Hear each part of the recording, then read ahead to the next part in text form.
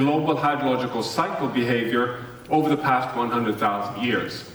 Because we know that behind all the anthropogenic global environmental change, we have fresh water. Fresh water is a driver of the stability of the whole planet. It is, as Malin Falkenmark often points out, the bloodstream of the very Earth system, but it's also victim number one. When Maui Island in Hawaii burns down, it happens after drought and water scarcity. The same goes with all the heat waves, droughts, and forest fires. They all have hidden water behind them. So when we scientifically say that we are now in the Anthropocene, it means that we have a global water crisis, and it's really at the planetary scale. What I'm concluding today is that we're deep into this Anthropocene. We don't only have a climate crisis and a biodiversity crisis, we also have a water crisis.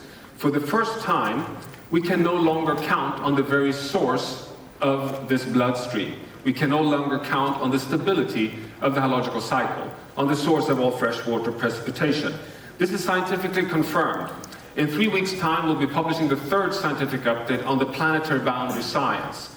6 of 9 planetary boundaries are outside of the safe operating space, even fresh water, both green water and blue water. So this is truly a water crisis of mismanagement, but also of mismanagement of planet Earth, affecting billions of people today, particularly in the global south, not only in terms of direct water supply and health, but also in terms of food security. So we can today, in Stockholm, conclude that if we fail on water, we actually fail also on the Paris Climate Agreement. And we also fail on the Sustainable Development Goals. There is no prosperity and equity in the future unless we sustainably manage fresh water from local to the global scale.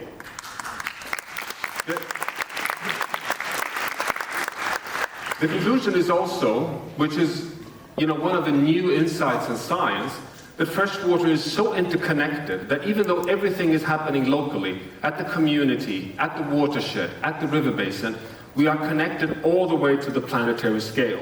Atmospheric rivers carry fresh water from green waters that are evaporating from upstream healthy nature, providing precipitation downwind, often 1,000 kilometers away. Droughts and heat waves are the precursors of forest fires. Air pollution and global warming affects the monsoon systems in Southeast Asia.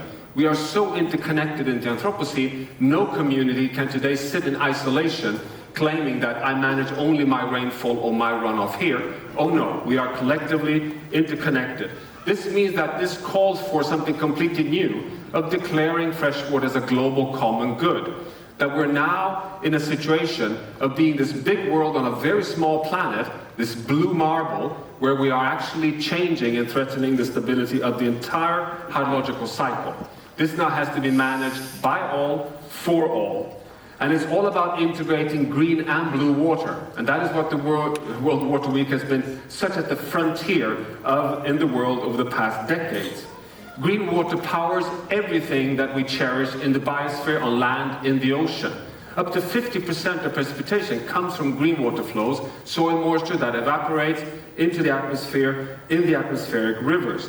90% of food production in Africa originates from green water from rainfed agriculture.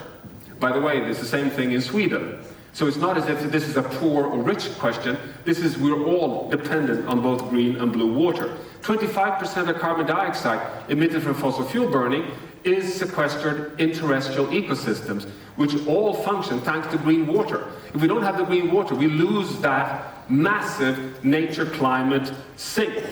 So we therefore however we twist and turn this, we have to start managing fresh water as a global common good. And new modeling and new methods can now help us in doing this. We can actually now quantify the import and export of precipitation originating from the biosphere from country by country across the entire world. So this not only helps us in managing water as a global common good, but it's also, when you think of it, quite a geopolitical challenge that we're facing, because we show, for example, that large parts of Southeast China is dependent on sustainable forestry in the temperate zone in the Baltic region and in Kazakhstan, that Russia is dependent on Ukraine, that Argentina is dependent on Brazil, on interactions of green water flows. So what does this mean to close for the future? What it means clearly that water is the fundamental asset for all our prosperity and equity into the future, something that's been so well articulated during this week here in Stockholm, but it also requires to now take the scale not only locally, downstream, but also upstream, across scale, to be stewards of the entire planet, of the global hydrological cycle, as the true source of life for humanity into the future. And this is the charge